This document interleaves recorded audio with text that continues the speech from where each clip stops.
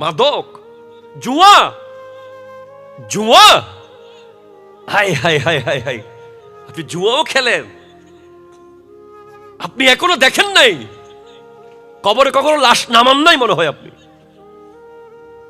যারা জুয়া খেলেন, যারা মাদকাসক্ত হন, আপনি বোধহয় কবরে কোনোদিন লাশ নামান নাই। কবরে যদি লাশ নামাইতে পারতেন, হ্যাঁ বলছি, শর্ট প্যান্ট পরেন আপনি, দুনিয়াকে রান দেখান আপনার বডি, হ্যাঁ আপনি স্মার্ট, নির্লজ্জ, আপনি বেহায়া, আপনি মুসলমান নামের কলঙ্ক। কথা বলেন ঠিক কিনা বলেন না? কে কে পড়েছে এমন শর্ট প্যান্ট? কে আপনাকে জুয়া খেলতে বলেছে? কোরআন কি বলে না, ইন্নামাল খামরু ওয়াল মাইসিরু ওয়াল আনসাবু ওয়াল আজলামু রিজসুম মিন আমালিশ শয়তান। রবকে কত দূরে ঠেলে দিয়েছেন আপনি। জুয়ার আড্ডায় বসে বসে পাথর করে ফেলেছেন দিলটাকে, ধ্বংস করে দিয়েছেন নিজের নরম অন্তরটাকে। কিন্তু রব বলছে আয়, এরপরেও আয়, এরপরেও আয়।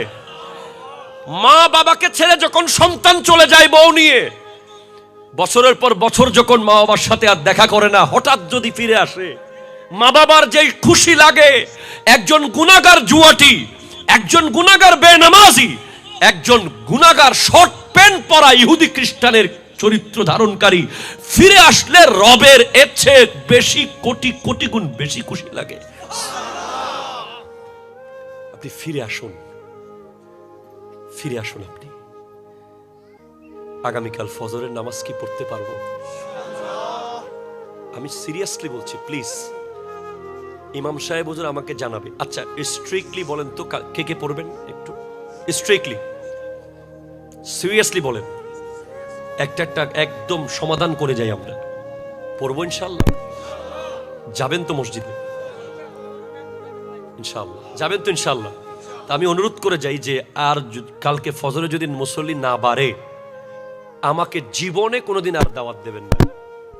এটা শেষ দাওয়াত আমার। কারণ যেই জায়গার মানুষ হেদায়েত হবে না, ওখানে আমার সময় দেওয়ার কোনো দরকার নাই। আমার সময়ের মূল্য আছে। আপনারা যাবেন তো ইনশাআল্লাহ?